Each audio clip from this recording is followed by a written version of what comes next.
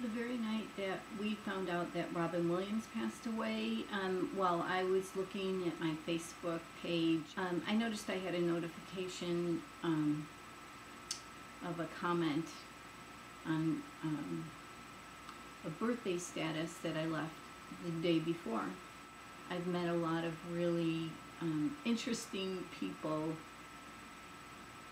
in the Michael Jackson death hoax community. But in the beginning, in 2009, there were two people I interacted with the most. They were huge, lifelong fans of Michael Jackson.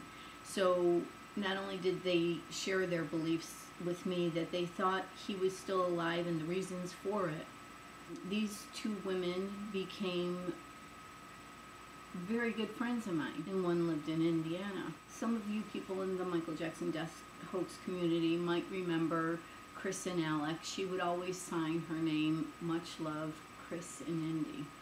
And I found out on Facebook on Monday that Chris isn't with us anymore.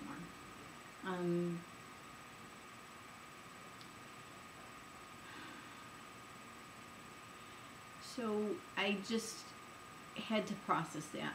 I've had to process it for the past 4 days, because she really was,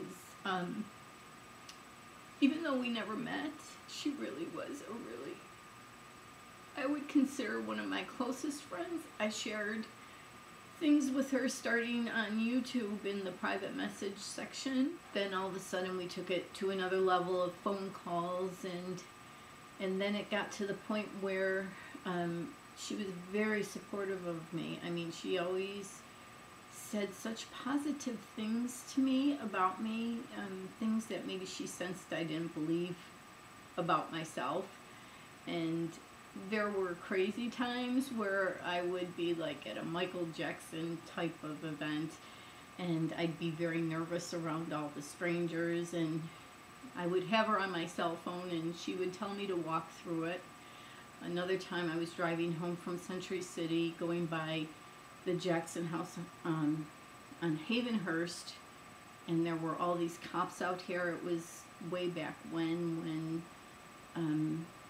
I think one of the kids had a BB gun or something, and Child Protective Services were brought in, and so there were cops and there were tabloid people, and I had her on the phone, and I'm talking to her, and I'm like, Chris, what should I do? And she says, well, park the car, go take pictures, you have to investigate for us.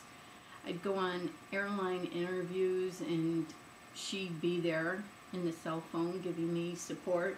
She's the one that basically, she sent me the first video I ever saw of Brandon Howard, and her question to me was, what do you think of him?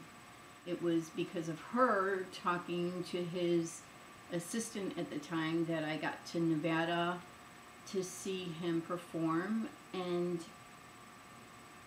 she was just like one of the most supportive friends I've ever had, and she was crazy in a good way, and I'm really gonna miss her. So I basically am just doing this video to tell Chris, if anyone can reach out from the other side and let me know if Michael Jackson's really there, or if I should keep believing, I know it's you.